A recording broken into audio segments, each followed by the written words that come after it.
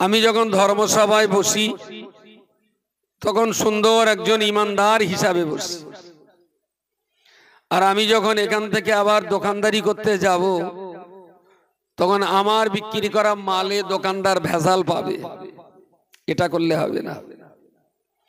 আমি ধর্মসভাতে যতটা ইমানদার, আমি যেন দোকানের চেয়ারে বসে ততটাই ইমানদারিত্ব বজায় রাখতে পারি।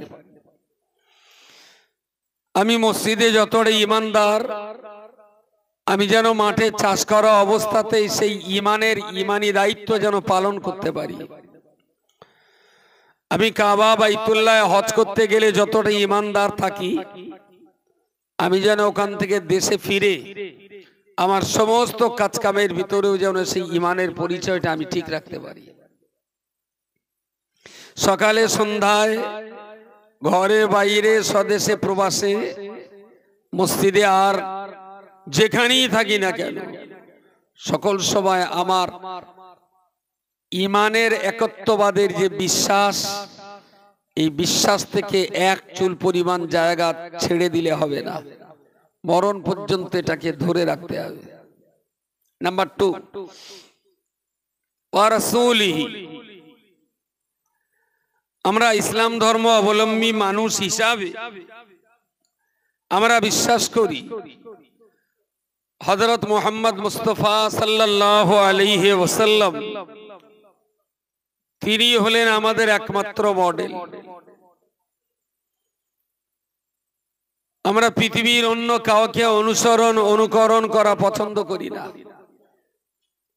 তিনি যেভাবে খেতেন, যেভাবে পড়তেন, যেভাবে চলতেন, যেভাবে বলতেন, আমরা আমাদের গোটা জীবন দিয়ে সেই মানুষটাকে তিলে তিলে অনুসরণ করে চলার চেষ্টা করতে হবে। খাওয়ার সময় বসেও যেন এটা মনে হয় যে রাসূলুল্লাহ যেভাবে খেতেন আমিও সেইভাবে খাবো।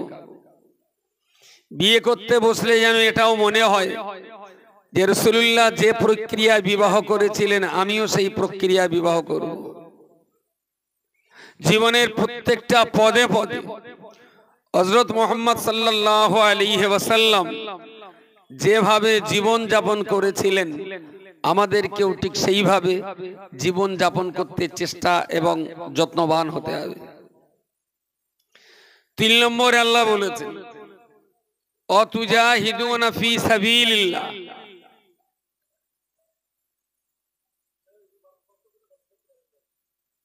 রান্নার ওখানে তো বেকার কল্পনা করে দুগাল খালি তো মিটে যেত। হ্যাঁ, দুগাল খেয়ে নেক, তাহলে আমার কাছে দুগাল ভাত নাই কম হয়নি, আর গালে ভাত থাকলে না অত বকতে পারবে না। অতুজাহিদুনা ফি সাবিলিল্লাহ। 3 নম্বর যে বিষয়টা জাহান্নাম থেকে আমাদেরকে বাঁচিয়ে দেবে, তুজাহিদুন, আল্লাহর জমিনে আমাদের যতদিন বাঁচতে হবে আপনাকে মনে রাখতে হবে যে আমি যুদ্ধের ময়দানে আছি, আমি যুদ্ধের ময়দানে আছি। মসজিদে, মাদ্রাসা, ঈদগাহ, কবরস্থানে, শহরে, নগরে, বন্দরে, আমি যেখানেই থাকি না কেন, আল্লাহ জমিনে আল্লাহ দ্বীনকে প্রতিষ্ঠিত করার জন্য আমাকে জিহাদ করতে হবে। আর এই জিহাদ হয় 3টে স্তরে। জিহাদের প্রথম স্তর হলো নিজের নফসের বিরুদ্ধে আমাকে জিহাদ করা। জিহাদের দ্বিতীয় স্তর হলো যে পরিবার নিয়ে আমার সংসার, আমার পিতামাতা, আমার ছেলে পিলে, আমার বিবি বাচ্চা, এদের সঙ্গে আমাকে জিহাদ করা। আর 3 নম্বর হলো রাষ্ট্রীয়ভাবে ইসলাম প্রতিষ্ঠা করার জন্য জিহাদ করা। অ্যাকচুয়াল জিহাদ মানে আমরা যেটা মনে করি, জিহাদ মানেই মারামারি আর কাটাকাটি, ব্যাপারটা তা নয়। জিহাদ শব্দের অর্থ হলো সত্যকে প্রতিষ্ঠিত করবার চেষ্টা চালিয়ে যাওয়া। আমরা ভারতবর্ষের মানুষ এখন যে হালাতে আছি, গোটা দুনিয়া জুড়ে পৃথিবীর কোন আলেম ওলামা কেউই এই ভারতবর্ষের মুসলমানদের জন্য এখন যুদ্ধ ময়দানে জিহাদের হুকুম দেবে না। কেন দেবে না? যদিও দেশ বিজেপি শাসন করছে, কিন্তু সংবিধান অনুযায়ী দেশটা হলো গণতান্ত্রিক। আজও আমরা এখানে 5 ওয়াক্ত নামাজ পড়তে পারছি, আজও এই দেশ থেকে আমরা মক্কায় যেয়ে হজ করতে পারছি, আজও আমরা ইসলামের বিধান অনুযায়ী রমজানে রোজা করতে পারছি, আজও আমরা শরীয়তের বিধান অনুযায়ী টাকা যাকাত দিতে পারছি। যেহেতু এখনো আমরা স্বাধীনভাবে এদেশে ইসলাম পালন করতে পারছি, তাই এই দেশে ইসলাম প্রতিষ্ঠিত করবার জন্য কেউ আপনাকে মারামারি কাটাকাটির হুকুম দেয়নি, কেউ দেয়নি। আসছে 22শে জানুয়ারি রাম মন্দির উদ্বোধন হবে, 22শে জানুয়ারি। গোটা দেশ জুড়ে আরএসএস চাইছে এক উত্তপ্ত পরিস্থিতি তৈরি করতে। মুসলমানদের মাথা ঠান্ডা রাখতে হবে। তারা তো আগুন লাগাবার জন্য দিন রাত লেগে আছে, আমাদের মাথা ঠান্ডা করতে হবে। কারণ দেশটা তাদের বাবা খেলে দেশ না, দেশটা আমাদের বাবা খেলে দেশ। দেশটা ক্ষতি হলে আরএসএস এর কোনো ক্ষতি হবে না, আমাদের ক্ষতি হবে। আবার হিন্দু মানেই যে আরএসএস, এটাও ভাবনা ভুল হবে। সব হিন্দু যদি আরএসএস হয়ে যেত তাহলে নিশ্চয়ই অন্য কোনো পার্টি আর এদেশে থাকতো না। তো এই জায়গাগুলোতে আমাদের রাষ্ট্রীয়ভাবে যদি কোনোদিন এদেশে নামাজ বন্ধ হয়, যদি কোনোদিন আমাদের দেশে রোজা রাখার বিরুদ্ধে আইন পাস হয়, যদি কোনোদিন আমাদের এই দেশে হজ করা নিষিদ্ধ ঘোষণা হয়, সেই দিন আলেমরা ভাববেন যুদ্ধ জিহাদের হুকুম দেওয়া যায় কিনা। আপাতত ঈমান, নামাজ, রোজা, হজ, যাকাত, জিকির, ফিকির, তালিম, তারবিয়াত, দান, সাদকা, মসজিদ, মাদ্রাসা, ঈদগাহ, কবরস্থান নিয়ে আলহামদুলিল্লাহ আমরা ভালোই আছি।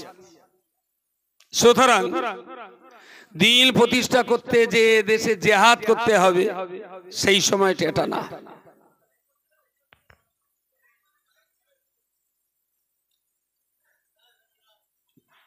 কি ও তা উত্তর ধারে গেট দিয়ে ঢোকেন, যারা পরে আসছেন উত্তর পাশের গেট দিয়ে আসেন। মসজিদে যথেষ্ট জায়গা আছে, বিশবার কিছু আছে, ওতে বসলেই না স্যাঁকসা লাগবে না। ওর চাইতে আমরা ভালো আছি এখানে, পাথর যা ঠান্ডা এখন, পাটি পাটি নিয়ে একটু বসেন। আসলে আর একটু চাপলি না আবার ঘাড় ব্যথা হবে সামনে যারা আছে। তবু সামনে যার যা জায়গা আছে, যদি জায়গা ফাঁকা জায়গাগুলো ভরে নেন তার 2-5টা লোক বসতে পারে। বেশ, সামনে যার যা জায়গা আছে একটু, হ্যাঁ বেশ, একটু গাড়াও গরম হবে করি, শীতকাল তো, আর 10টা মানুষও বসার সুযোগ পাবে করি। ওরা আবার আগে আসলে দেরি করে সামনে। হ্যাঁ ঠিক আছে, বন্ধ থাক। সব জায়গা এখন গরম হয়ে গেছে, ফাঁকা জায়গাটা থাকলে বলো ঠান্ডা হয়ে যাবে। ফাঁকা জায়গাটা পূরণ করেন। হ্যাঁ বেশ, কুচিরা একটু উঠে আয়, মনে উঠে আয় সামনের দিকে, যার যেখানে যতটা জায়গা আছে। ওকে ওকে, ওরা আবার ঘাড় ব্যথা করবেন সামনে আসলে, স্টেজ উঁচু হয়ে গেছে তো। বেশ বসে, যে কটা জায়গা খালি আছে বাইরে থেকে ওই জায়গা কটাতে বসেন। আর এর পরে যারা আসবেন যদি এখানে জায়গা না পান মসজিদে আসুন উত্তর ধারে গেট দিয়ে। বেশ, যেটা বলছিলাম, তাহলে রাষ্ট্রীয়ভাবে জিহাদ করার হুকুম আমাদের দেশে নেই। নাম্বার 2, পারিবারিক ভাবে জিহাদ। আমার পরিবার যদি কেউ বেনামাজি হয় তার জন্য আরএসএস এর দোষ না দিলীপ ঘোষের দোষ? দিলীপ ঘোষের? আমার পরিবারের ছেলেরা মেয়েরা যদি কোরআন না শেখে, তার জন্য কি ইসরায়েলের ইহুদিদের দোষ? আমাকে জিহাদ করতে হবে আমার পরিবারের সদস্যদের মোকাবেলায়। আর এর চাইতেও যেটা বড় জিহাদ, সেটা হলো নফসের জিহাদ। আমাকে জিহাদ করতে হবে আমার বিরুদ্ধে, আমার বিরুদ্ধে। আর এই সময়টা বললি খুব মানানসই হবে আর কি। এখান থেকে জলসা শেষ করে তারপর একটু খেয়ে বাড়ি যেয়ে এবার ঘুমলি। এখন তো আল্লাহর রহমে কেউ আর মাটিতে কোবারটা শোয় না, সবই খাট আছে, তক্ত বসা আছে, আবার তোষক আছে প্রায় সব বাড়ি কম বেশি। আর কম্বল বা লেপ মুড়িতে যদি শোয়া হয়, যা আমেজের একটা ঘুম আসবে না। আর ভোর 5:30 4:15 দিকে আজানের আওয়াজ কানে যাবে, ঘুমটাও ভাঙবে। একবার তিমি মাসের মতন 5 মোড়াদের ঠেলে উঠে একটুখানি দেখে নেবে, এখন তো 4:30 5:30, এখনো 45 মিনিট বাকি, আর একটুখানি ঘুমিয়ে গেলে পরে উঠবি। আর একবার ঘুমিয়ে পড়লেন, উঠে দেখলো 7:15। আচ্ছা, এই যে টাইমটা, যে মুসলমান নিজের নফসের সঙ্গে জিহাদ করে লেপ আর কম্বলটা ছেড়ে 1 লিটার ঠান্ডা পানি হাতে মুখে আর পায়ে লাগিয়ে যে লোকটা 4 রাকাত নামাজ পড়তে পারলো না, সে যদি বাদুড়িয়া চৌমাতার মোড়ে দাঁড়িয়ে হাতা গুটিয়ে যদি বলে বাবরি মসজিদের জন্য জীবন দিয়ে দেব, এর চাইতে বড় চিটার, এর চাইতে বড় ধাপ্পাবাজ, এর চাইতে বড় চিটিংবাজ, এর চাইতে বড় মিথ্যাবাদী আর হতে পারে না।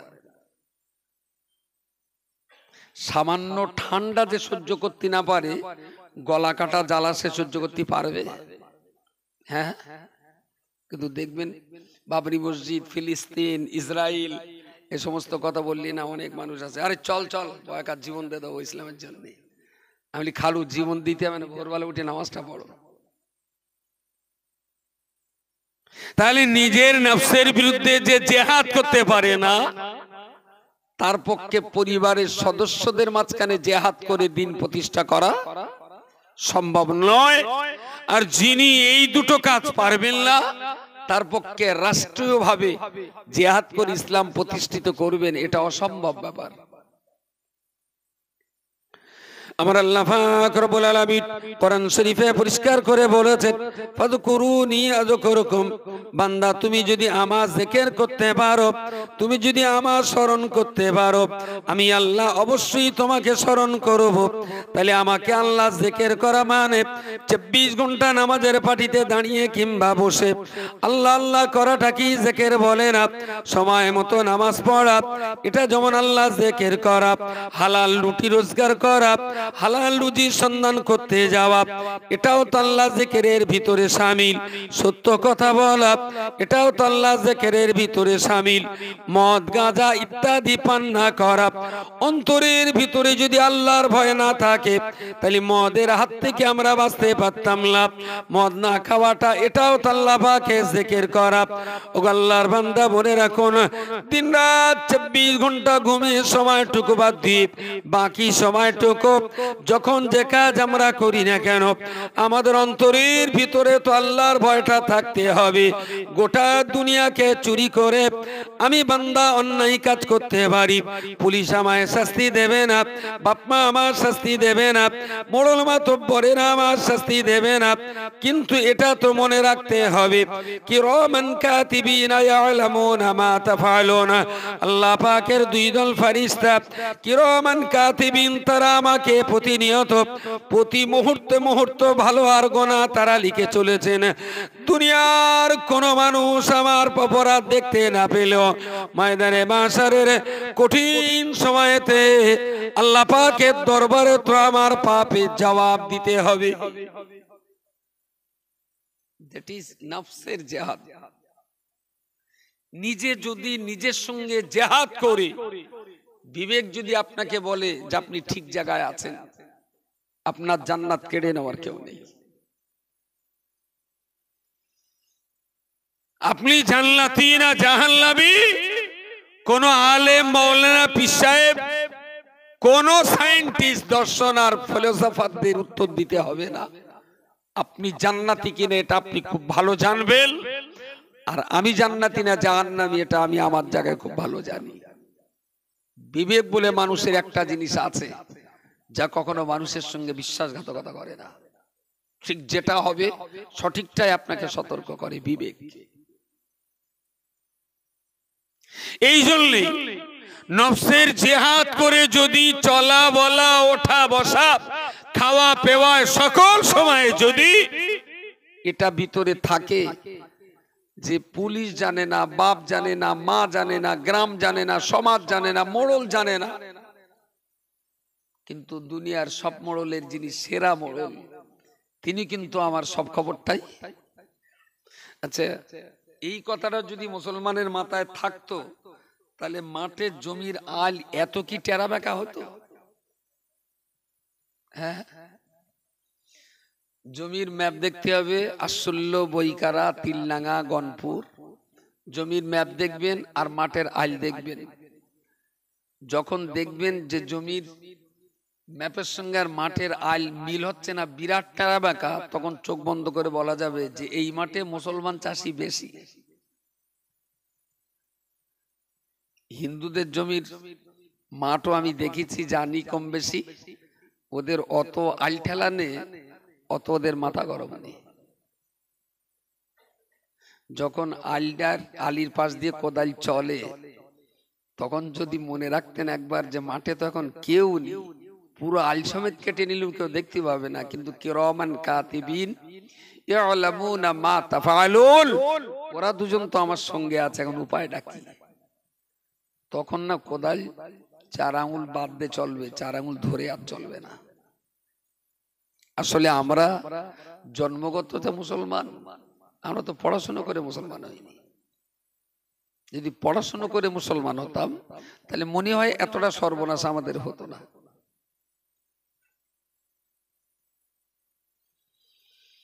ছেলেটা সৌদি আরবে থাকে, তো প্রায় 7 বছর বার বাড়ি এসছে। তোর বাবা বিরাট আনন্দ, ছেলেও টাকা পয়সা নিয়ে এসছে, আর গরিবের সংসার, এবার একটু ঘর বাঁধবে, ছেলে টাকা নিয়ে এসছে, খুব সন্তুষ্ট। এখন স্বামী স্ত্রী দুইজন যুক্তি করলো যে কচির বয়স তো 25 বছর হয়ে গেছে, আর দেরি করা যাবে না, একটা বিয়ে দিয়ে দেই, ওরা আর ওদিকে বিদেশে আর যেতে হবে না, ও যা টাকা পয়সা এনেছে ঘর বাড়ি বেঁধে ওরা একটা বিয়ে দিয়ে দেই, শেষ জীবনে বৌমাটা নে, আমার একটু থাকি, ও থাক, দেশের দিক কাজ কাম করুক। তার স্বামী স্ত্রী দুজন যুক্তি করে মোটামুটি পার্লামেন্টে পাশ হয়ে গেছে। সকালবেলা চা পানি খাওয়ার সময় ছেলেরা ডেকে ওর মা বললো, কচি তোর আব্বারাম বলছিল এটা দেখাশোনা করে বেশাদি করার জন্য, তা তুই কি বলতেছিস? তাহলে আম্মা আমি তো এসছি মাত্র 1 সপ্তাহের ভিসায়, আমার সামনে বুধবারের দিন আবার রিটার্ন ফ্লাইট টিকিট, আমার কোম্পানি তো আমার ছাড় ছিল না, আমার তো আবার যেতেই হবে। তা বলছে তোর আব্বা তো বলছিল একটা দেখাশোনা করে বেশাদি করতে, তা তুই আবার চলে যাবি? তো বলছে আমার যেতেই হবে, আর 2 বছর আমার থাকতেই হবে, তাহলে কোম্পানি ছাড়বে না। তাহলে তোর আব্বা বলছিল দেখাশোনা করে একটা বিয়ে করতে, তা বলছে মা দেখাশোনা করতে সেও তো সময়ের কেস, তা তুমি আব্বার বলো, হাতে তো সময় নেই, 7 দিনের ভিতরে আমার বিয়েটা দে দেখ, তারপর 2 বছর পরে ফিরে এসে দেখাশোনা করে নিলি হবে। কিছু মাথায় যায়নি নাকি? মাথায় গেছে না স্লিপ খাচ্ছে? হ্যাঁ, বলছে আগে বিয়ে করে নেবে, সময় হাতে কম, পরে এসে দেখাশোনা করবে। কাজটা কিরাম হয়? আপনার বিয়ে কিরাম হইলো? আগে দেখাশোনা না আগে বিয়ে? আগে বলি বিয়ে করে দেখাশোনা করেছেন না দেখাশোনা করে চয়েস করে বিয়ে করেছেন? আগে দেখাশোনা করে তারপরে বিয়ে হয়। আর যারা দেখাশোনা না করে হুটপাট পিকনিক স্পটে, দীঘায়, তপাচ্চরে হুটপাট যা বিয়ে হয়, ওসব বললো হুকিং কলের বিয়ে, হয়ও তাড়াতাড়ি আবার ছেড়েও তাড়াতাড়ি, ওর কোনো রিস্ক নেই। কারণ এমনি যারা হুকিং কলে না মেকড়ো কলে বেঁধে রাখ, তো একটু ঝড়াটলি এগুলো কাল ফসকে যায়। আর যাদের মিটার নেওয়া, ওতে একদম ক্লাম পিস দিয়ে টাইট দিয়ে বাঁধা, 20-30 কিলোমিটার ঝড়ে ও তার ছেড়ে না। তো স্বাভাবিকভাবেই দেশের অ্যারেঞ্জ ম্যারেজ যা হয় বেশ দেখাশুনো করি হয়। মেয়ের বাবা যেমন ছেলের বাবার সাঁই গোষ্ঠী 14 পুরুষ টেনে দেখে, ছেলের বাবাও তেমন মেয়ের বংশ দেখে, আয় রোজগার, ঘর বাড়ি, জমি জায়গা, বংশ, বাপ মা কেটা কি করে না করে প্রচুর দেখাশুনো করে তারপরে বিয়ে হয়। কথাটা এই জন্যই বললাম যে আপনারা পড়াশুনো করে তাই মুসলমান হয়েছেন, না মুসলমান হওয়ার পরে পড়াশুনো করবেন? কিছু মাথায় যাচ্ছে টাচ্ছে? হ্যাঁ, বুঝলাম না। ও, বাপ মরে গেছে, তা কোচি হওয়া তো বন্ধ হয়নি। এটাও তো বললি পারতো যে বাপ মরে গেছে বলে আমার কোচিও করা হয়নি, পড়া হয়নি। ওটা তো বেশ ভালোই হচ্ছে গনে গনে। আসলে যদি পড়ার ইচ্ছা থাকতো, যদি জানার চেনার বোঝবার যদি ইচ্ছা থাকতো, তাহলে অনায়াসেই 90 বছর বয়সেও পড়াশুনো করা যেত। ইচ্ছা নেই তাই হয়নি। বাপ মরার ওসব নাঙে মেরেজ গুতো তাই হয়ে সুতো, ওসব সুতো ধরে লাভ নেই। শুধু আমার হিসেবটা দেবেন। খৈনি যারা খায়, খৈনি ডলে কতক্ষণ? একটু চুন দে আর তারপর দে। মোটামুটি একটা খৈনি সাইজ করে বাংকারে দেওয়ার আগে ডলতি কতক্ষণ যায়? তাড়াতাড়ি বলেন না, ডলে কতক্ষণ? কত? 4-5 মিনিট ডলবে। 1 মিনিট যে লোক বলেছে ও লোক জানে না। না, ও যত পাক দেবে তত নেশা বাড়বে আর কি। পাক জুত করে পাক না হলে নেশা হবে না। যত পাক দেবে তত মজা। আচ্ছা, সারাদিনই যারা খৈনি দেয় মোটামুটি দিনের ভেতরে কবার দেয়? খৈনি দিনের ভেতরে কবার দেয়? কবার?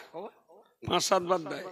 একবারে যদি 5 মিনিট যায় তাহলে 1 গুণিতক 7, দিনের ভেতরে 35 মিনিট। বছরে 365, 12,775 মিনিট এক বছরে খৈনি ডলে। যদি 40 বছরে খৈনি খায় তাহলে 5,11,000 মিনিট শুধু খৈনি ডলেছে। 5,11,000 মিনিট। এইটারে যদি 60 দিয়ে ভাগ করি তাহলে 8,516 ঘন্টা। এর যদি আবার 24 দিয়ে ভাগ করি তাহলে বছরে 354 দিন খাওয়া দাওয়া, পেশাব পায়খানা, বাজার ঘাট সব বন্ধ করে বছরে 354 দিন 40 বছর শুধু খৈনি ডলেছে। আপনি বলছেন বাপ মরেছে তাই কোরআন পড়া হয়নি? এসব ইয়ারকি মারার কাজ। যে জাতি বাপ মরার পরেও বছরে 354 দিন খৈনি ডলতে পারে, সেই জাতি 354 মিনিট কোরআন নিয়ে বসার সুযোগ পায়নি। প্রিয় শ্রোতা মণ্ডলী, মনে রাখুন, প্রিয় নবী মুহাম্মদুর রাসূলুল্লাহ সাল্লাল্লাহু আলাইহি ওয়াসাল্লাম আল্লাহ পাকের সাধনায় এই জাতিটাকে পথ দেখাবার জন্য গারে হেরায় তিনি সাধনায় নিমগ্ন হলেন। মা খাদিজার সঙ্গে বিবাহ করার পরেতে গারে হেরায় সাধনায় মগ্ন হলেন। ওনার সাধনা অন্য কিছু ছিল না। আল্লাহ যে জাতির মাঝখানে আমি মুহাম্মদকে পাঠিয়েছেন এরা সবাই মত করে জাতি। যে জাতির মাঝখানে পাঠিয়েছেন এরা ব্যভিচার করা জাতি। যে জাতির মাঝখানে পাঠিয়েছেন এরা চুরি ডাকাতি করা জাতি। যে জাতির মাঝখানে আল্লাহ আমাকে পাঠিয়েছেন এরা খুন খারাপি করা জাতি। আল্লাহ এই জাতি অসভ্য জাতিটাকে, দুর্দর্শ জাতিটাকে, খুনি আসামি জাতিটাকে কিভাবে সুসভ্য সমাজে ফেরানো যাবে? আমার আপনার মতো মাতাল বেতাল গাঁজাখড়ি খুন খারাপের আসামিগুলোকে সুপথগামী করার জন্য নবী মুহাম্মদুর রাসূলুল্লাহ সাল্লাল্লাহু আলাইহি ওয়াসাল্লাম সাল্লামা গারে হেরায় বসে বসে প্রায় 1 যুগ ধরে তিনি সাধনা করলেন। তিনি শুধুমাত্র সাধনা করলেন কোন রাস্তা অবলম্বন করে মাতাল জাতিকে বাঁচানো যাবে, কোন রাস্তা অবলম্বন করলে পরে ধর্ষণের হাত থেকে নারী জাতিকে বাঁচানো যাবে, কোন পথ অবলম্বন করলে পরে চোর ডাকাতদের হাত থেকে গ্রাম বাঁচানো যাবে। একাধারে 1 যুগ ধরে সাধনা করার পরেতে আল্লাহ পাক রব্বুল আলামিন ফেরেশতা জিবরিল আমিন আলাইহিস সালামকে কোরআনের 5টি আয়াত দিয়ে গারে হেরায় পাঠিয়ে দিলেন। আল্লাহর ফেরেশতা জিবরিল আমিন রাসূলুল্লাহকে প্রথম দিনের মতো কোরআন শুনিয়ে দিলেন। জোরে বলুন সুবহানাল্লাহ। সুবহানাল্লাহ। যা যে কজন বলেছে জুৎসই করে বলেছে, আর যারা বলিনি ওদের বলতে যেন কষ্ট হয়েছে। তা সুবহানাল্লাহ মানে আল্লাহ মহান, আল্লাহ মহান, এইটা এখনো বলার মতো লাইন আছে। একটা দিন আসবে যেদিন সুবহানাল্লাহ বললে মুখে হয়তো ঘুষি পড়বে। দাজ্জালের জমানায় সুবহানাল্লাহ বলতে গেলে হয়তো তলোয়ার চাপবে মাথার উপরে। ইচ্ছা থাকলেও সেদিন বলাটা খুব কঠিন হবে, আজকের দিনে বলাটা সহজ। এই সুযোগে যদি সুবহানাল্লাহ বলতে না পারেন তাহলে পরবর্তীতে আরো খারাপই আছে। সকলে মিলে বলেন সুবহানাল্লাহ। এটা আল্লাহর জিকির। আল্লাহকে বলছি আল্লাহ আপনি মহান, আল্লাহ আপনি মহান। তা যিনি আমাদেরকে সৃষ্টি করেছেন তাকে যদি মহান বলি, প্রশংসা করি, তাহলে আসলে আল্লাহর লাভ কিছু হবে না, লাভটা আপনার হবে, লাভটা আমার হবে। এই জায়গাগুলোতে কখনো কৃপণতা করেন না। হাটে ঘাটে মাঠে শহরে নগরে বন্দরে যেখানেই থাকুন সুযোগ মতো ঠোঁটে সুবহানাল্লাহ আলহামদুলিল্লাহ মাশাআল্লাহ এই বাক্যগুলো থাক। এটা আল্লাহর প্রশংসা, যেন ভুল না হয়। ফেরেশতা জিবরিল আমিন আলাইহিস সালাম তিনি প্রথম দিন কোরআনের 5টি আয়াত শোনালেন। ইকরা বিসমি রাব্বিকাল্লাযী খালাক, খালাকাল ইনসানা মিন আলাক, ইকরা ওয়া রাব্বুকাল আকরাম, আল্লাযী আল্লামা বিল কলম, আল্লামাল ইনসানা মা লাম ইয়ালাম। অসাধারণ বক্তব্য। গোটা বিশ্ব অবাক চোখে তাকিয়ে আছে কোরআনুল কারীমের এই অমীয় বাণীর গভীরতার দিকে তাকিয়ে। নবী আমার ভাবনা চিন্তা করতে বসেছিলেন মাতালদের কিভাবে মদ খাওয়ানো বন্ধ করা যাবে। নবী আমার ভাবনা চিন্তা করতে বসেছিলেন চোরগুলোকে চুরি চরিত্র বন্ধ করে দিয়ে ওদেরকে ভালো সমাজে কিভাবে ফেরানো যাবে, খুনি আসামিগুলোকে কিভাবে তা ফেরানো যাবে, মদখোরকে কিভাবে তাদের ভালো পথে ফেরানো যাবে। 12 বছর সাধনা আরাধনা করার পরেতে আল্লাহ পাক তার নবীকে জানিয়ে বললেন, ইয়া রাসূলুল্লাহ আপনি যত উদ্দেশ্য নিয়ে এখানে সাধনা করছেন আপনার সব উদ্দেশ্য সফল হবে। ইকরা আপনি পড়ুন এবং মাতাল দিগকে আপনি পড়তে বলুন। ওরা যেদিন আমি আল্লাহ আমার কোরআন পড়বে ওই মাতালেরা মদ খাওয়া বন্ধ করে দেবে। ইয়া রাসূলুল্লাহ আপনি নিজে কোরআন পড়ুন। যারা ব্যভিচার করছে ইয়া রাসূলুল্লাহ ওদেরকে আপনি কোরআন পড়তে বলুন।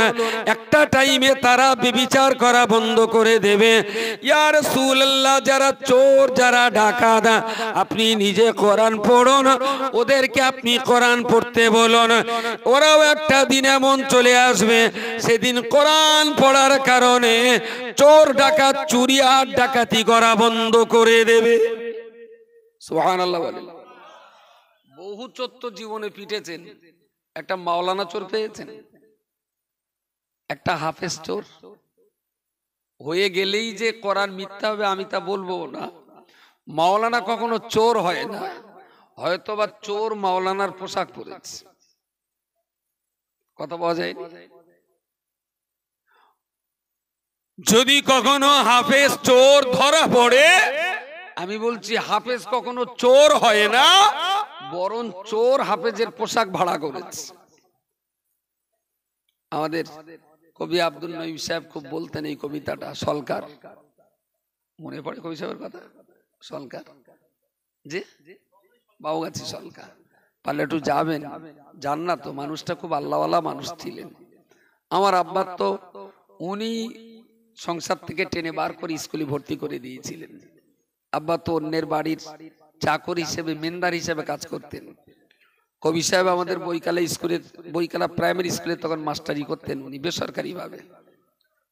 উনি প্রথম আব্বাকে নিয়ে স্কুলে ভর্তি করে দিয়েছিলেন। তো প্রায় যাই, গেলে হুজুরের মাজারটা একটু জিয়ারাত করে আসি। 14ই ফাল্গুন ওনার একটা ইসালে সাহাব হয়, পারলে একটু যাবেন। উনি কবি মানুষ ছিলেন, খুব ভালো ভালো কবিতা লিখতেন, আর কবিতাগুলো খুব গভীর তাৎপর্যপূর্ণ। ছোট্ট দুলাই, বহুত খুঁজিয়া কামেল পীরের কম্পাই সন্ধান, পীরের পোশাক পরিয়াছে গায়ে মালাউন শয়তান। মাথায় গেছে? বহুত খুঁজিয়া কামেল পীরের কম্পাই সন্ধান, পীরের পোশাক পরিয়াছে গায়ে মালাউন শয়তান। শয়তান কখনো পীর হয় না, আর পীর কখনো শয়তান হয় না। তবে শয়তানের কাজ করতে সুবিধা হয় যদি পোশাকটা পীরের গায়ে চড়িয়ে যদি ফাঁকায় যায়। বুঝতে পারেননি? শয়তান কিন্তু পোশাকটা যদি পীরের মতন হয়, তাহলে পাবলিককে ধোকা দেওয়াটা খুব সহজ হবে, খুব সহজ হবে। আমি বলছি কি, প্রিয় রাসূল সাধনা করেছিলেন একটা ভালো সমাজ গঠনের। এক যুগ সাধনা করার পর আল্লাহ তার উপরে কোরআন দিলেন, হে নবী ইকরা, আপনিও পড়ুন আর ওদেরকে পড়তে বলুন। ওরা যেদিন পড়বে না, ওরা যেদিন বুঝবে, ওরা যেদিন জানবে, সেদিন ওরা নিজেরাই জেনা করা ছেড়ে দেবে, চুরি করা ছেড়ে দেবে, ঘুষ খাওয়া বন্ধ করে দেবে, ওরা মদ খাওয়া বন্ধ করবে, ধর্ষণ বন্ধ করবে, শিশু হত্যা বন্ধ করে দেবে। আসলে ওদের জ্ঞান চক্ষু অন্ধ হয়ে রয়েছে। কোরআন পড়তে বলুন, ওদের জ্ঞানের চোখ আস্তে আস্তে খুলে যাবে, ওরা একদিন ভালো হয়ে যাবে। প্রিয় শ্রোতা মণ্ডলী, মনে রাখুন, আমার আল্লাহ নবী মুহাম্মদুর রাসূলুল্লাহ সাল্লাল্লাহু আলাইহি ওয়াসাল্লাম তিনি হাটে ঘাটে মাঠে শহরে নগরে আল্লাহ পাকের কোরআন শোনাবার জন্য তিনি লালায়িত ছিলেন। মানুষকে তিনি কোরআন শোনাবার চেষ্টা করতেন। দুর্ভাগ্যজনকভাবে সমকালীন যুগের ইসলামের শত্রুরা রাসূলুল্লাহ দুশমনী যারা করেছিল, নবীর কোরআন পড়াবার জন্য তারা বাধা প্রদান করেছিল। ও বান্দা, মনে রাখতে হবে, এরপরেও যারা কোরআন শুনেছেন তারা ইসলামের কলমা পড়ে নিয়েছেন। তবে বান্দা মনে রাখুন, এমন ঘটনা নয় গারে গারে হেরায়, জাবাল জাবাল নূরের গারে হেরায় ফেরেশতা জিবরিল নবীকে কোরআন শোনালেন। মক্কা জমিনে ফিরে যেয়ে রাসূলুল্লাহ বললেন, ও আমার প্রিয় দেশবাসী, আল্লাহ পাক রব্বুল আলামিন আমি মুহাম্মদকে রাসূল বানিয়েছেন। আর এই কথা বলার সঙ্গে সঙ্গে সমস্ত মানুষ এসে কলমা পড়ে নিয়েছেন। ব্যাপার কিন্তু এতটা সহজ ছিল না যে আল্লাহ আমাকে নবী করেছেন, তোমরা আল্লাহকে এক বলে আমাকে নবী বলে মেনে নাও। নবী বললেন আর অমনি 1 লাখ লোক এসে কলমা পড়ে নিলেন, অতটা সহজ ছিল না। রাসূলুল্লাহর যত সাহাবী ছিলেন প্রত্যেকেই নবীকে যাচাই করে বাছাই করে তর্ক করে জেনে বুঝে তবে তারা ইসলাম গ্রহণ করেছে। একেবারে একদিন, এক সপ্তাহ, 1 মাস, কোন সাহাবী 1 বছর ধরে রাসূলুল্লাহর সঙ্গে ওঠা বসা করেছেন। নামাজ কেন পড়তে হয়? পড়লে লাভ কি হবে? না পড়লে ক্ষতি কি হবে? রোজা রেখে লাভ কি? বাড়িতে খাবার আছে, বেকার না খেয়ে শোকাবো কেন? একটার পর একটা কৈফিয়ত করেছেন। আর প্রিয় রাসূল সাল্লাল্লাহু আলাইহি ওয়াসাল্লাম অত্যন্ত ধৈর্যের সঙ্গে সবর ইখতিয়ার করে ধীরে ধীরে ধীরে ধীরে তাদেরকে বুঝিয়েছেন ইসলাম সম্পর্কে। প্রশ্ন করতে করতে করতে করতে ওদের সমস্ত প্রশ্নের জবাব যখন পেয়ে গেল, আর প্রশ্ন করার কোনো জায়গা নেই। এবারে হাতটা বাড়িয়ে বললেন, আপনি তাহলে আমাকেও কলমা শাহাদাতটা পড়িয়ে দিন। বলুন সুবহানাল্লাহ। সাহাবীরা দেখে শুনে বিয়ে করেছিলেন বলেই বদরে, ওহদে, খন্দকে জীবন কোরবানি দিতে তাদের একদম একদম বাধা হয়নি। জানে তো জীবন তো দিচ্ছি তো আল্লাহর জন্য। আর যারা ইসলাম জানে না, বোঝে না, পড়িনি, শুধু বংশ সুবাদে মুসলমান, ওরা যদি যুদ্ধে কখনো যায়, বা এত দূর দিয়েছি সামনে যাব, পড়াং করে যদি মরে যায়, কচি ফেনা বউ, বাচ্চা গলা গুঁড়ো গুঁড়ো, জল করে মাছ ছাড়া রয়েছে, ইট মাঠে আগুন দিতে হবে। ঠিক আছে, ওরা মরুক, মূর্তি যদি শেষের দিক দেখবো। যাদের পেছন টান আছে তারা জীবনে জিহাদ করতে পারে না। আর সাহাবীদের কোনো পেছন টান। প্রিয় নবীর প্রিয় সাহাবী হযরতে মুসআব বিন উমাইর রাদিয়াল্লাহু তাআলা আনহু মক্কার জমিদার ঘরের সন্তান। দূর দূর দূর থেকে রাসূলুল্লাহকে দূর থেকে দেখেছেন, নবীর কথাবার্তা শুনেছেন, নবীর মুখের কোরআন তেলাওয়াত শুনে মুসআব বিন উমাইরের অত্যন্ত পছন্দ হয়েছে। কথাগুলো অত্যন্ত ভালো কথা, মুহাম্মাদের দ্বীন অত্যন্ত ভালো দ্বীন। দূর থেকে ইসলামকে কবুল করেছেন, আল্লাহকে এক বলে মুহাম্মাদকে রাসূল বলে মেনে নিয়েছেন, কিন্তু গোটা পরিবারের কাউকে জানতে দেননি, কেউ জানে না। রাত্রেবেলা সারাদিন এখানে সেখানে পাহাড়ে যেখানে যা কাজে টাজে যায়, ফাঁক পেলে নামাজগুলো পড়ে, কিন্তু কখনো মসজিদে উঠেনি বা মুহাম্মাদের পিছনে নামাজ পড়েনি। আর মক্কায় তখন মসজিদ তৈরিও হয়নি, তো এইভাবে নামাজ পড়ছে। কিন্তু সে ছিল আলালের ঘরের দুলাল, বাবার অগাধ সম্পত্তির একমাত্র সন্তান। সে একমাত্র সন্তান। প্রতিদিন 3 বার করে জামা কাপড় পাল্টাতেন, 3 বার। যেটা গায়ে দিয়ে রাত্রি শুয়ে পড়বেন, সকালে উঠে ওটা পাল্টে আবার নতুন জামা কাপড়, কাঁচানো জামা কাপড় পরে মার্কেটে যাবেন। কাজকাম মিটিয়ে দুপুরে বাড়ি ফিরবেন, ফিরে এসে ওইটা পাল্টে আর এক সেট পরে বিকালে ফুর্তি করতে বেরোবেন। ফুর্তি করে রাত্রে ঘরে ফিরে খেয়ে দিয়ে শোয়ার সময় ওটা খুলে দিয়ে আর এক সেট জামা কাপড় পরে শুয়ে পড়বেন। মক্কার বাজারে কোনো দামি আতর আসলে দোকানদাররা অপেক্ষা করতো, যাত্রার কাছে বিক্রি করতো না। এটা বিশাল দামি আতর, এর সবচেয়ে ভালো দাম মুসআব বিন উমাইর দেবে। মক্কার বাজারে বিদেশি কোনো খাবার আসলে দোকানদাররা রেখে দিত, যে সবচেয়ে বেশি দামে মুসআব কিনতে পারবে। জমিদার ঘরের ছেলে, অগাধ সম্পত্তির মালিক, সেই মুসআব বিন উমাইরের ভালো লেগে গেছে ইসলাম। রাত্রের বেলা ঘরে দরজা দিয়ে নামাজ পড়ে। একদিন নামাজ পড়তে যে ঘরের সিট কিন দেওয়া হয়নি, মা দরজা ঠেলিয়ে দেখে মুসআব সিজদায়। বলল, কচি তো ঠাকুরের সামনে এরকম করে, সামনে ঠাকুর নেই, অথচ ঠাকুরকে প্রণাম করার মতো ব্যাপারটা কি? মুসআব উঠলে বসেছেন, জিজ্ঞেস করলেন, কিরে বাবা, তোর এখানে ঠাকুর দেবতা কেউ নেই, তুই কোথায় সিজদা করছিস? মাথা নিচু করে মাটিতে কি করিস কি? অকপটে স্বীকার করে বললেন, আম্মু, আমি না হযরত মুহাম্মাদের ধর্ম গ্রহণ করেছি। সুবহানাল্লাহ, সুবহানাল্লাহ। মায়ের মাথায় তো বজ্রাঘাত পড়ল। তুই তো জানিস তোর বাবা, আমরা সবাই মুহাম্মাদের শত্রু, আর তুই সেই শত্রুর কাছে যে আত্মসমর্পণ করলি। শুরু হলো প্রহার। একটা টাইমে মুসআব বিন উমাইর যখন ইসলামের জন্য উন্মাদ হয়ে গেল, তো সেই সময়ে মুসআব বিন উমাইরের পায়ে শিকল দিয়ে মা বেঁধে রাখত। ততক্ষণে রাসূলুল্লাহ হিজরত করে মক্কা থেকে মদিনায় চলে গেছে। মুসআব হিজরত করবে, কিন্তু মুসআবের পায়ে শিকল বাঁধা। খুব ভাবনা চিন্তা করে দেখলেন যে আমাকে বাবা মায়ের কথায় সমর্থন না দিলে আমার এই শিকল খোলা হবে না। খুব হিকমতের সঙ্গে, বুদ্ধি চাতুরতার সঙ্গে পিতামাতার কথায় সাই দিলেন। বাপ মা শিকল খুলে দিল।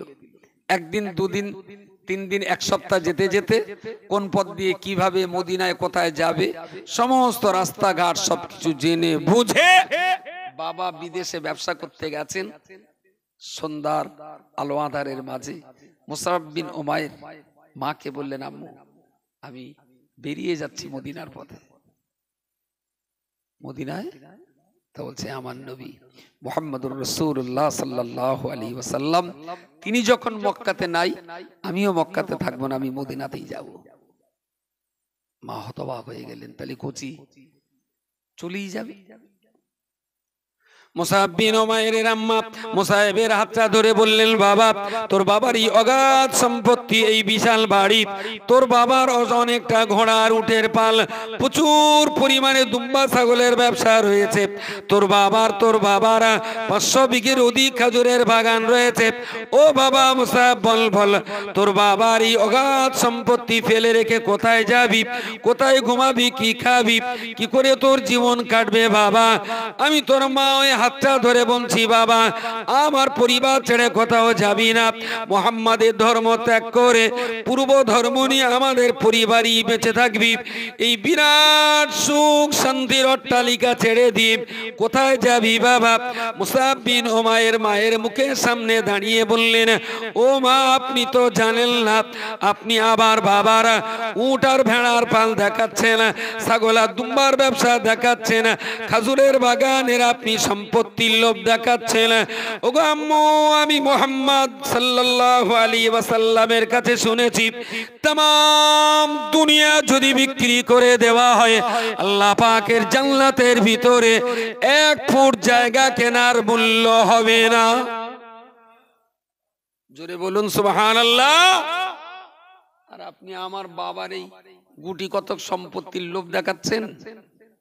আমি যা শুনেছি আমার নবীর কাছে तमाम দুনিয়া বিক্রি করে দিলেও জান্নাত এত দামি পদার্থ দিয়ে তৈরি, এত দামি পাথর হীরা মণি কাঞ্চন দিয়ে জান্নাত তৈরি, तमाम দুনিয়া বেচে দিলেও জান্নাতের ভিতরে 1 ফুট জায়গা হবে না। আমি আমার দু চক্ষু দিয়ে এখন খোদার দয়ার জান্নাত দেখছি, তোমাদের এই অট্টালিকা আর এই বিরাট সম্পদ আমার কাছে তুচ্ছ ছাড়া কিচ্ছু না। জোরে বলুন সুবহানাল্লাহ সুবহানাল্লাহ। মা খুব ভালোবেসে বললেন, হলো না, ছেলে চলেই যাবে, থাকবে না। শেষমেশ বললেন, তোর বাবার যদি বাড়িটা ত্যাগ করতে পারিস, খেজুরের বাগান ত্যাগ করতে পারিস, সব তো ত্যাগ করতে পারিস, কিন্তু তোর গায়ে যে জামা কাপড় গুলো আছে ওগুলো তো তোর বাবার টাকার। তোর বাবার এত জমি গাড়ি, এক জমি ঘর বাড়ি খেজুরের বাগান এসব কিছু তোর লাগবে না, তো তোর বাবার পোশাকটা দরকার কি ছিল তোর? মুসাব বিন উমাইর একটু দূর থেকে মায়ের কাছে এসে হাতের বাতাস দিয়ে মুসাব বিন উমাইর রাদিয়াল্লাহু আনহু মায়ের হাতের জাইতুনের লম্প যেটা জ্বলছিল আলো আধারের আপনার অন্ধকার দূর করার জন্য আগুনের যে বাতিটা জ্বলছিল, মুসাব বিন উমাইর ছুটে এসে হাতের বাতাস দিলেন, আগুনটা নিভে গেল। আগুন নিভে যাওয়ার সঙ্গে সঙ্গে বাবা টাকার কিনে দেওয়া গায়ের জামা, পরনের পায়জামা যা ছিল ওগুলো খুলে উলঙ্গ হয়ে গেছেন। জামা কাপড় খুলে দলা করে মায়ের হাতে তুলে দিয়ে বললেন, আম্মু আলো জ্বললে উলঙ্গ হওয়া যায় না, আমিও লজ্জা পাবো, তুমিও লজ্জিত হবে, তাই তোমার হাতের আলো নিভিয়ে দিয়ে আমার বাবা দেওয়া জামা কাপড় খুলে তোমাকে দিয়ে গেলাম। জনম জনমে আমি মুসাহাব আমার বাবার কোনো সম্পত্তি আর ভোগ করব না।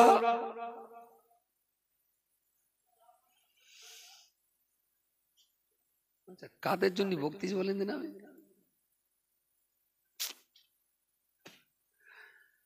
চলে গেলেন অন্ধকারে অন্ধকারে রাস্তার পাশে মরুভূমিতে পথের কিনারায় খেজুর গাছের পাতা ভেঙে মাঝখান থেকে পাতাটা চিকিয়ে, তার মানে একটা পাতা আগা থেকে মাঝখান থেকে চিকিয়ে ওই পাতা কোমরের চারিধারে গোল করে বেঁধে দিয়েছেন। রাত পেরিয়ে গেলে সকাল হবে, রাস্তাটা তো কম না, প্রায় 15 দিন থেকে 18 দিন সময় লাগবে।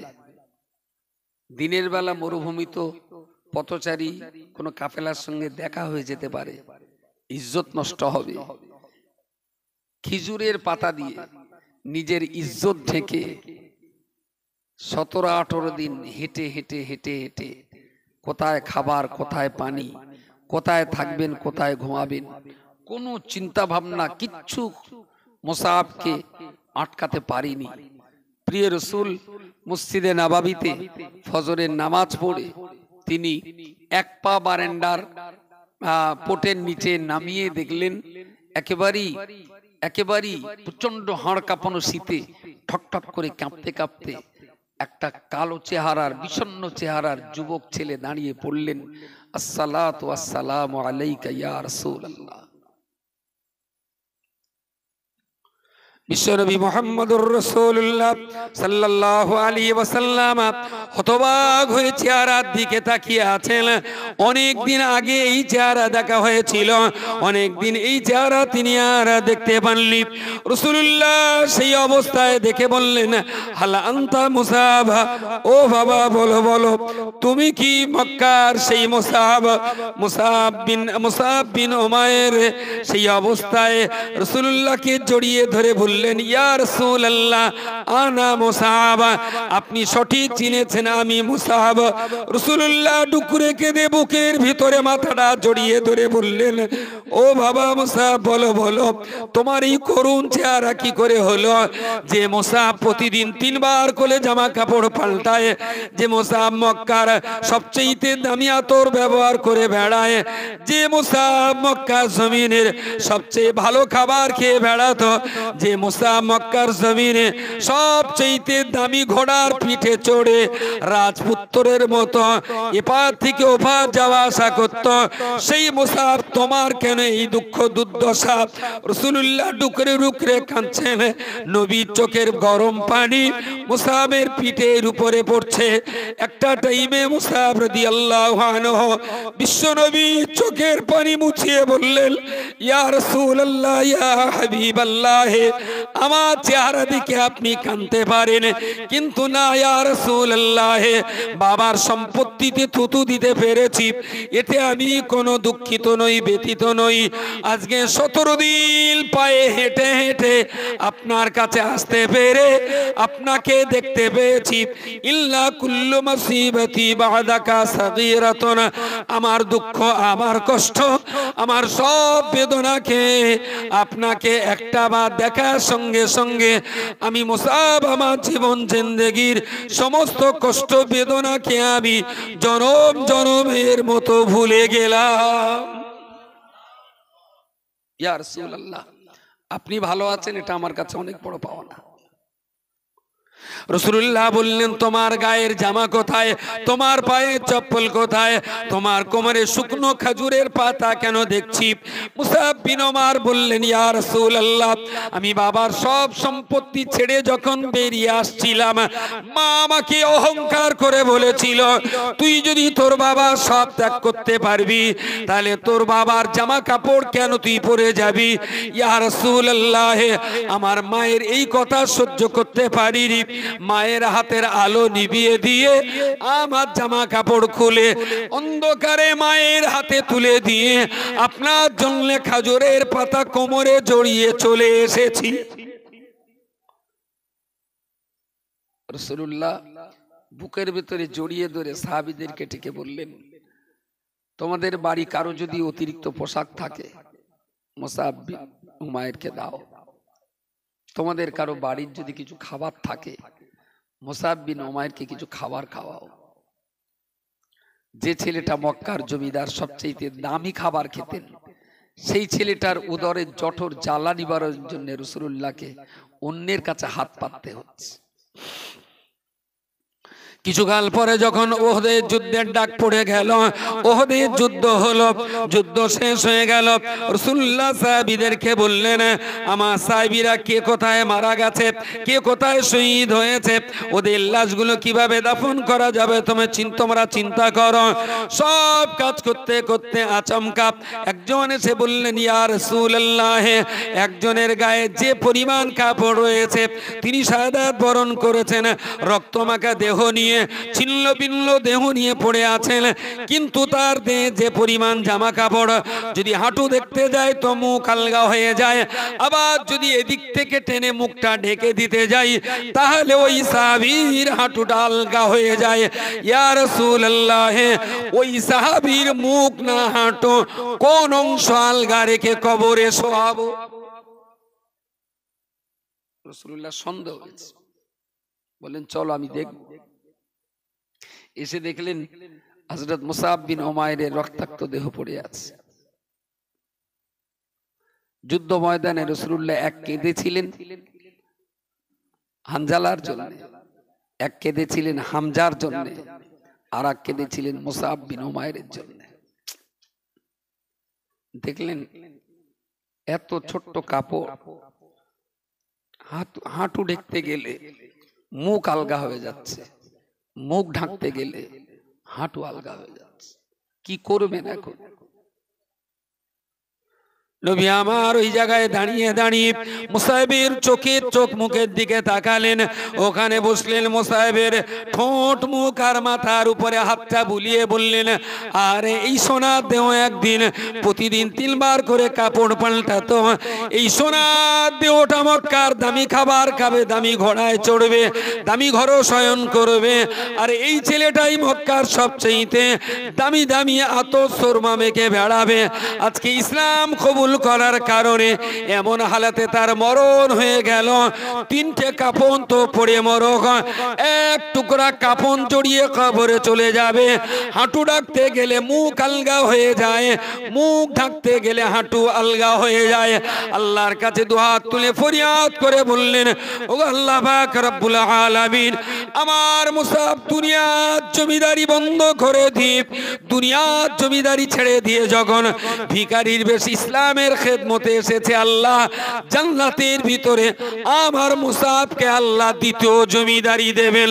জোরে সোরে বলুন সুবহানাল্লাহ।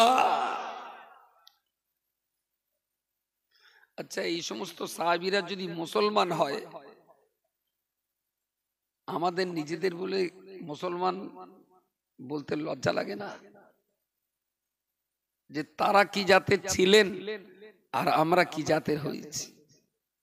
আসলে তারা ইসলাম জেনে বুঝে উপলব্ধি করে, পড়ে শুনে বুঝে অনুধাবন করে তারা ইসলামের কলমা পড়েছিলেন, তাই পৃথিবীর কোনো বাধা তাদেরকে আটকাতে পারেনি। আর আমরা বাপও মুসলমান, মা মুসলমান, জন্মগতভাবে মুসলমান হলুম, 80 বছর বয়স, এখনো কোরআন শরীফটাও শিখলাম না, ধর্ম বোঝা তো দূরের কথা, মিনিমাম 70-80 বছর বয়স, আল্লাহর কোরআনটাই শেখা হলো না। এরা ইসলামের জন্য জীবনে কিচ্ছু দিতে পারবে না, কারণ জানেই না তো দেবেটা কিভাবে। জানবে বুঝবে তবে তো দিয়ে মজা লাগবে, জানবে না বুঝবে না তাহলে দেবে কেন তারা? আমি শেষ কথা বলছি, জন্মিলে মরিতে হবে, অমর কে কথা রবে। পৃথিবীতে কেউ অমর হয়ে থাকবে না, বক্তাও মরবে, শ্রোতাও মরবে, কেউ পৃথিবীতে অমর হয়ে থাকবে না। কিন্তু মরণের পরে যে একটা জগৎ আছে কবর, তারপরে একটা অবস্থা আছে কিয়ামত, তারপরে আর একটা অবস্থা আছে হাসর, তারপরে দুটো জায়গা আছে, জান্নাত অথবা জাহান্নাম। আপনি আজকের দিনে দাঁড়িয়ে ঠিক করে নিন, পরবর্তী কবর, কিয়ামত, হাসর, এই 3টে জায়গায় আপনার রোল মডেল কি হবে? আর এই 3টে জায়গা পেরিয়ে আপনি জান্নাতি না জাহান্নামী? আজকে এখান থেকে বাড়ি যেয়ে 5টা মিনিট চিন্তা করে তারপর ঘুমাবেন। যদি আপনার বিবেক বলে, যদি আপনার বিবেক বলে যে আমি যেভাবে চলছি, যেভাবে বলছি, যেভাবে চালাচ্ছি, তাতে আমি ইনশাল্লাহ জান্নাতে যাব, নো ডাউট, আপনি আপনার জায়গাটা ধরে থাকুন। আপনি ভালো জায়গায় আছেন, এইটা যেন ক্ষতি না হয়। আর যদি আপনার বিবেক বলে যে 60, 70, 80 বছর পেরিয়ে গেল, 5টা কলমা আমার মুখস্থ করা হলো না, ইসলাম সম্পর্কে আমার কিছু জানা বোঝা হলো না, আল্লাহর কোরআনটাও আমার শিক্ষা দীক্ষা হলো না, তাহলে জাহান্নাম ছাড়াও তো আমার কোনো গতি দেখছি না। আপনি ভাবলেন কি করে 70 বছর বয়স পেয়ে কোরআন না পড়ে আপনি জান্নাতে যাবেন? এটা কি সম্ভব? ইসলামের হৃৎপিণ্ড তো কোরআন। একটা মানুষের ভিতরে হৃৎপিণ্ড না থাকলে সে মানুষটার দ্বারা যেমন কোনো কাজ হয় না, মুসলমানের ভিতরে যদি কোরআন না থাকে তাহলে সে মুসলমানের দ্বারা ইসলামেরও কোনো কাজ হয় না, কোনো কাজ হবে না। শেষ দোয়া সবার শ্রেণী হবে। যারা বাইরে আছেন, দূরে আছেন, মসজিদে বা ময়দানে যেখানে পারেন ভিতরে আসার জন্য অনুরোধ করছি। সকালে আসুন, প্রিয় রাসূলের শানে আমরা দাঁড়িয়ে দাঁড়িয়ে একটু সালাম পড়ি। ইয়া নবী